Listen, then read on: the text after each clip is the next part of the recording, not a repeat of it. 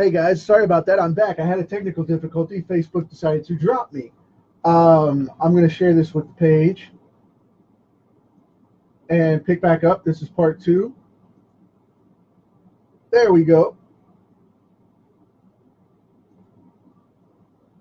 Making sure I'm live now. Yeah, like I was saying, a lot of those characters have been Disneyized. I don't know where you guys heard the drop off, but what I was saying is that I do these cards because of the fact that I want them to have that kind of impact because I want them to have the grace and build that Disney doesn't have with them, where everything was taken down. You know what I mean? Whenever they come back with a platform, I don't know how much you guys heard, but I'll just pick it up. Whenever they take down the platform completely for Marvel in 2018, and they come back with that new Disney platform in 2019, I'm going to see exactly where that goes, and I'm going to watch it very closely. But like I said, I have a strong feeling that it's going to flop. And the reason it's going to flop is because of the fact that whenever it all comes together, I think that they're going to try to Disneyize the rest of the project and make Marvel nothing but Disney properties, and that's what they bought them for, was the IP. And no offense to Marvel, I understand the business side of it, but I think they've driven it into the ground, and I don't approve of the way that they've taken good Lord, 75 or 100 years of legacy at this point and just trashed it. Because Marvel had the Atlas comics, and they were Timely and Atlas and all these other studios before they finally became Marvel, and a lot of those properties still play along in those timelines, and it's just they've trashed them. It's 100 years of legacy at this point. Like I said, not exactly, but close enough, and I feel that they've ruined it because of that. And if that means that I'm not going to be able to be in the Marvel, the Marvel bullpen at any point, drawing on the comics or something, if I get blacklisted, I'm okay with that. I hate that it has to go that way politically, but at this point, the comics are trashed anyway. So what's it matter? I mean, it's not like you can go in and draw or write the X-Men or any of the other books, because they're not going to let you. Even if they do come back full circle, I hope one day they do understand this and that I can get in there if it comes back. But am I going to stop making my own comics to do that? No. But like I said, it's not a hate thing. I am still a huge fan of Marvel. I still appreciate the Marvel properties. I still am a fan and will go to all the films and participate just like I always have, and with DC as well. And but I think DC's making a bigger move and a better move by changing direction the way they're doing now, instead of just killing it and dropping, instead of dropping the legacy of the properties, they're revamping themselves. And I think that's very wise in their part. But, with this whole, it comes full circle back to this Kickstarter thing. Everybody's trying to lock a niche. And what they don't understand is by drilling down and buying comics direct, you're doing more damage to the independent market than anybody ever could have at Marvel or DC. So, don't do that. But it's where we're at right now. And I'm hoping that by doing this card set the way I'm doing it, we will have more of an awareness of what we need to do in the industry. Right or wrong doesn't matter. It's an opinion and a method, okay, that I'm addressing. I'm not saying Marvel's right. I'm not saying Disney's right or wrong. I'm not saying, DC is right or wrong. What I'm saying is that if you're limiting the market and hindering it by foolish activities like buying books direct, that I'm calling out as wrong, because that is an abuse of that system. And Kickstarter gets a kickback off of everything that they do because they get a fee. So, to say that, well, Kickstarter doesn't call it wrong, so I'm going to keep buying books this way. Well, guess what? Of course they're not going to, because they're a corporation and they're getting paid from the activities of what's going on, okay? So think about that when you're doing that. You're damaging that person's longevity in this industry by buying a book at cost. If you're not supporting them, then don't do it. I mean, plain and simple. Respect the process. But, you know, buy these cards. You know, get on my Kickstarter and donate to get the cards you want. Support that by supporting me, by letting me give you these great rewards in respect of your support. But don't go trying to, don't go bid just to get the card or just to get the comic or just to get the t-shirt. Don't do that, because that's not what this is about. We should be able to build up a comic book and be able to fund with a couple $100, per issue, to make sure everybody gets paid, that my colorists get paid, that yes, I have to pay them, but the whole point of the crowdfunding thing is so that you can support that book and invest in that book to see it come to life.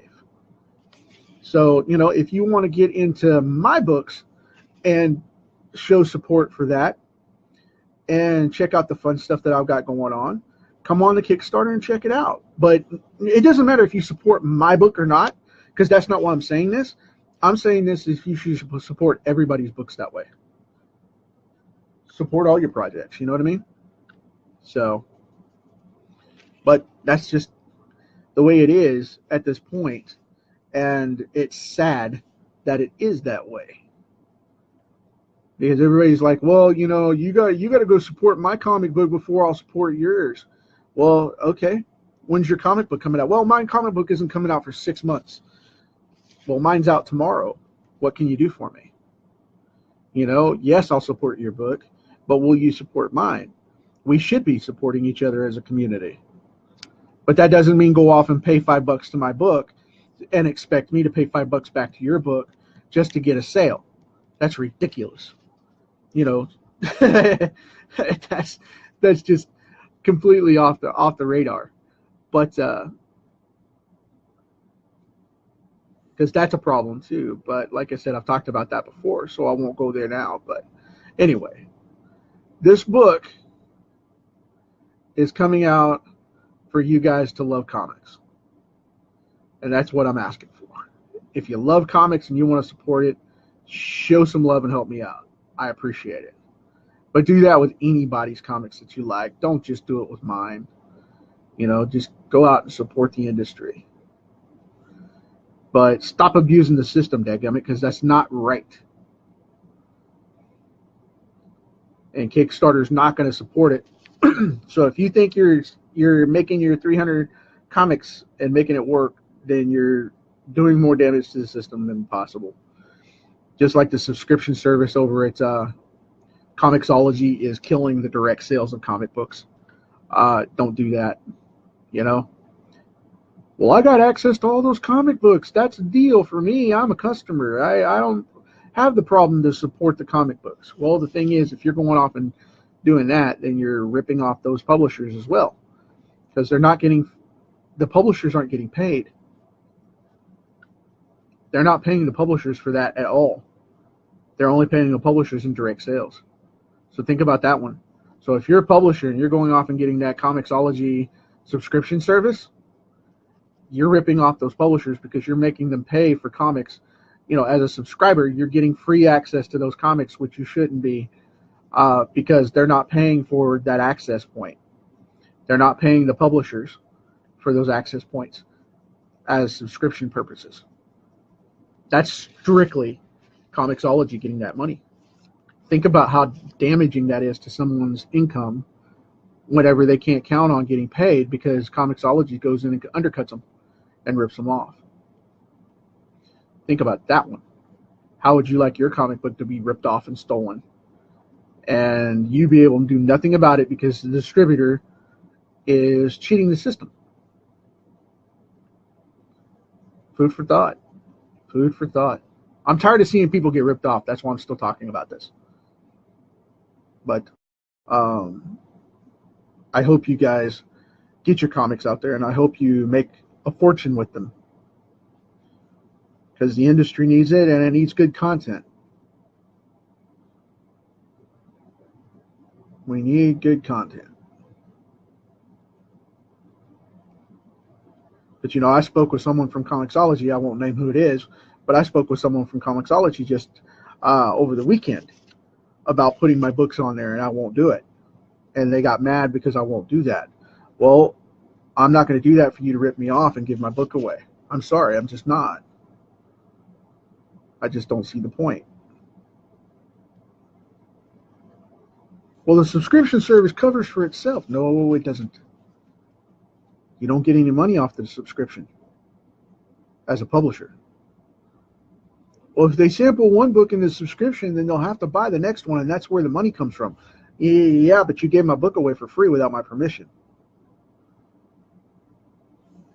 Well, you have to read the terms of service on that. So, again, you have to be very careful with how you negotiate with these people. And I'm all for telling you flat out, if you're screwing the publishers, you're screwing the publishers.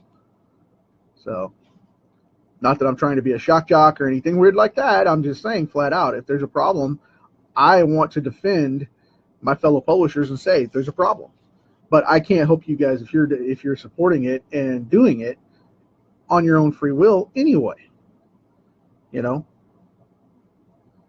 But we'll see. So hopefully we'll get some great comics out of this. And you guys will boost the Kickstarter, and we'll see how it goes. And we'll see from there. But and you'll produce funding for extra comic books, for extra ads and extra postings and extra campaigns and all that fun stuff, and you'll start supporting the industry the way we need to, which is super heavy. The independent market needs the backup right now, because we're not, like I've been preaching for the last, oh, good Lord, decade. This is not the end of comics. It's only the beginning. It's the new age step of the modern independent market. And that's where we're at, folks. That's where we're coming to.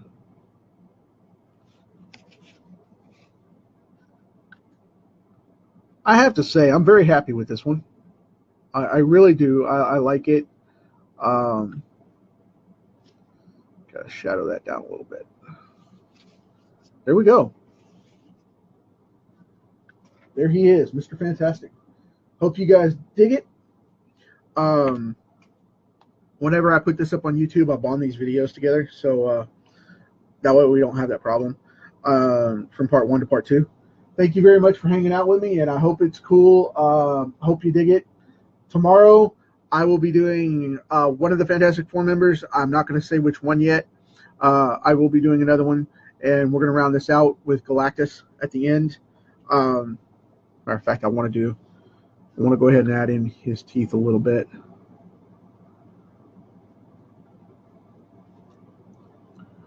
I don't want to cut them all in, just a couple. But, yep. There we go, folks. Mr. Fantastic. I hope you enjoyed it. Like I said, sorry for the rant if you got offended by that, because I just wanted to point that out, that, this whole Kickstarter thing, it needs to change up. It really does. People need to step up and start working with that so we can get that all moving forward and not have to worry about everything going on with, direct sales burning up the industry from an independent standpoint. So anyway, got that going, and I'll see you guys tomorrow.